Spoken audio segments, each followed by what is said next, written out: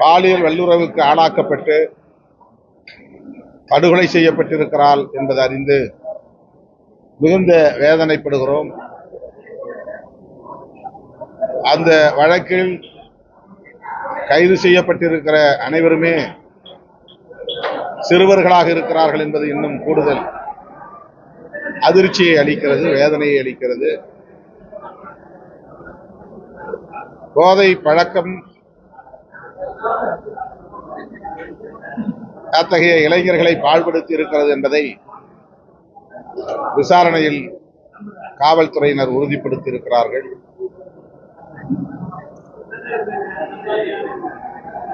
அங்கிங்கெனாதபடி India முழுவதும் இன்றைக்கு போதைப் பொருள்களின் புழக்கம் அதிகரித்திருக்கிறது. குறிப்பாக பாஜக ஆட்சிக்கு வந்த பிறகு அதானியின் கட்டுப்பாட்டில் உள்ள விமான நிலையங்கள், துறைமுகங்கள் வாயிலாக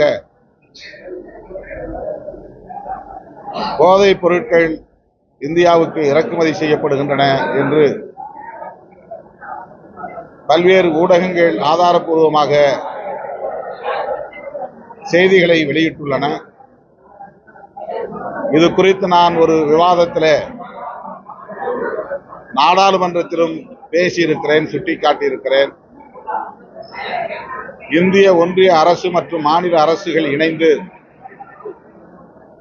புகையிலை, கஞ்சா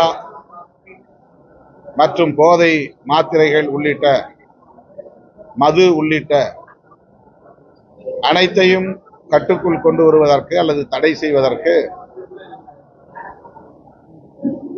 கூட்டாக சேர்ந்து ஒரு முடிவை எடுக்க வேண்டும், தீவிரமான நடவடிக்கைகளை மேற்கொள்ள வேண்டும். இது இன்றைக்கு மிக முக்கியமான ஒரு சவாலாக, மனித குலத்தை பாழ்படுத்தும் ஒரு சவாலாக மாறி இருக்கிறது. ஆகவே விடுதலை சிறுத்தைகள் கட்சியின் சார்பில் மாநில அரசுக்கும், தமிழ்நாடு அரசுக்கும், இந்திய ஒன்றிய அரசுக்கும், இதர மாநில அரசுகளுக்கும் வேண்டுகோள் விடுக்கிறோம். போதைப் பொருள்களின் புழக்கத்தை கட்டுப்படுத்த வேண்டும், தீவிரமாக அதை தடுப்பதற்குரிய நடவடிக்கைகளை மேற்கொள்ள வேண்டும் என்று வலியுறுத்துகிறேன். பாதிக்கப்பட்ட சிறுமியின் குடும்பத்தினருக்கு, படுகொலையான சிறுமியின் குடும்பத்தினருக்கு எமது ஆழ்ந்த இரங்கலை தெரிவித்துக் கொள்கிறோம்.